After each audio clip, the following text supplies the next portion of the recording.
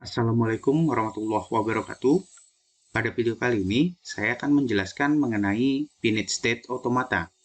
Di mana untuk finite state automata itu adalah suatu model matematika dari suatu mesin yang menerima input dan output discrete. Ingat di sini ada kata-kata discrete. Artinya discrete berarti nilai yang banyaknya berhingga. Nah, di sini untuk finite state automata sendiri, dia akan memiliki state yang banyaknya berhingga. Oke, sesuai tadi di sini discrete, dia juga punya state yang banyaknya berhingga.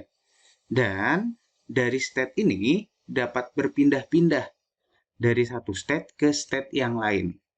Nah, untuk finite state automata sendiri, ini merupakan mesin otomata pada bahasa reguler atau bahasa tipe 3.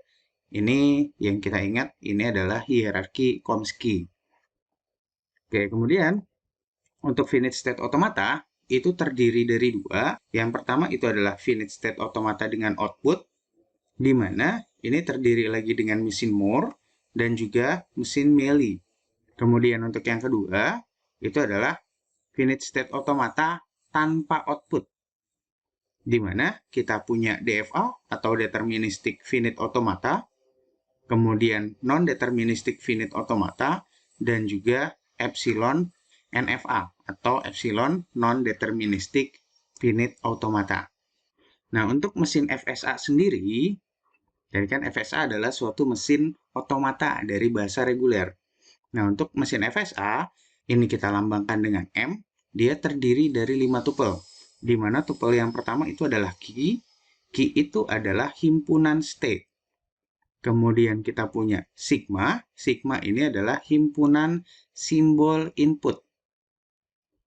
Kemudian kita juga punya delta atau fungsi transisi, di mana untuk delta di sini itu adalah fungsi dari key atau himpunan state, kita crosskan dengan sigma atau himpunan simbol atau input. Berarti ingat lagi mengenai cross, misal kalau kita punya key itu adalah A dan B, kemudian inputnya itu adalah 0 dan 1. Nah, berarti key cross sigma itu akan sama dengan A dengan 0, kemudian A dengan 1, B dengan 0, dan B dengan 1. Nah, ini adalah operator cross. Ingat lagi. Nah, kemudian ada juga S. S di sini itu adalah state awal.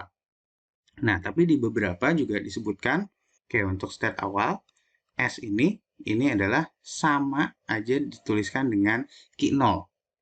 Jadi, penulisan lain dari S itu bisa key 0.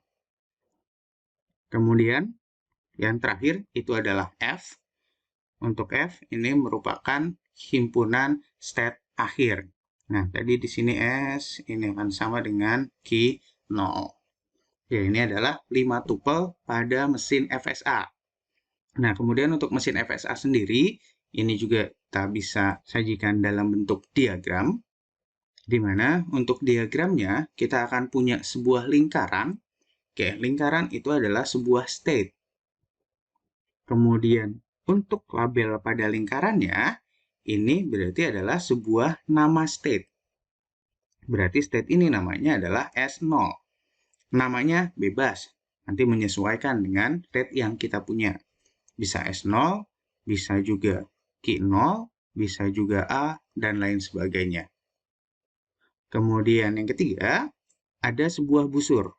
Oke, ini adalah busur. Busur itu menyatakan sebuah transisi. Berarti S0 bisa bertransisi ke S1. Sesuai dengan definisi dari FSA, dia dapat berpindah-pindah dari satu state ke state yang lain. Nah, ini ditandai dengan sebuah busur. Kemudian yang keempat, untuk label pada busurnya itu adalah menyatakan simbol inputnya.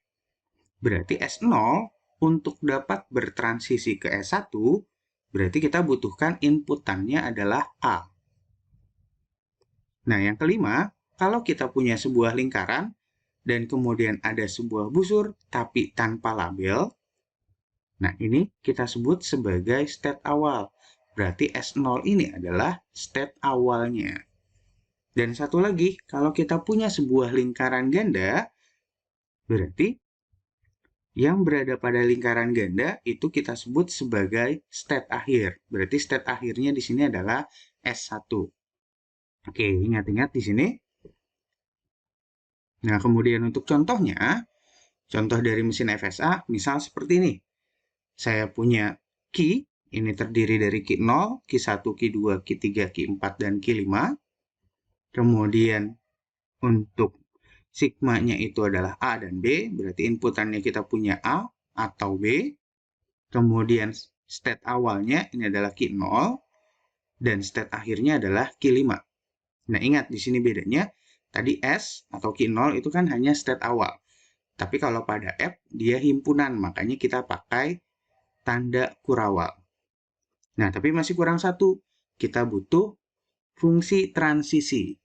Fungsi transisi itu adalah delta.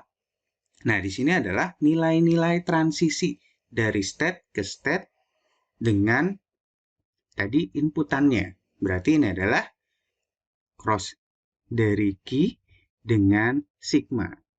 Artinya apa? Key 0, saat kita berikan inputan A, dia akan pergi ke key 1. Kemudian misal di sini key 2, kalau kita berikan A juga, dia akan pergi ke key 5. Tapi kalau kita berikan B, dia akan pergi ke key 3. Nah, jadi untuk fungsi transisi itu adalah tabel perpindahan dari satu state ke state yang lain tergantung dari inputannya. Dan untuk diagram transisinya, tadi kita punya S-nya adalah key 0. Nah, berarti ini adalah state awal kita. Nah, kita lihat dari fungsi transisinya. Key 0, kita berikan A, dia akan pergi ke key 1. Key 0, kita berikan inputan A, dia akan pergi ke key 1. Key 0 diberikan B, dia pergi ke key 5. Dan seterusnya di sini. Nah, di sini key 4, kalau kita berikan A atau B, dia akan pergi ke key 5. Dan key 5 sendiri, kalau kita berikan A atau B, dia akan kembali ke dirinya sendiri. Berarti ini akan terjadi proses looping. Nah, di sini ingat, key 5 itu adalah final state-nya atau F. Nah, ini adalah penggambaran untuk di mesin FSA-nya. Kemudian, untuk langkah kerja dari mesin FSA sendiri, itu yang pertama kita akan punya sebuah input. Nah, input di sini itu berupa string. Bisa juga dia berbentuk sebuah language. Nah, dari string ini akan kita proses ke dalam sebuah mesin FSA. Nah, hasilnya berarti kita akan punya sebuah output. Nah, output yang dihasilkan itu hanya string tersebut akan kita terima atau kita tolak. Jadi output di sini hanya menunjukkan dia diterima atau dia ditolak. Nah, untuk mesin FSA sendiri, ini biasanya digunakan itu pada mesin penerjemah bahasa. Oke, mungkin ini saja bahasan mengenai finite state automata. Silahkan dipahami. Terima kasih. Wabillahi taufiq wal hidayah. Wassalamualaikum warahmatullahi wabarakatuh.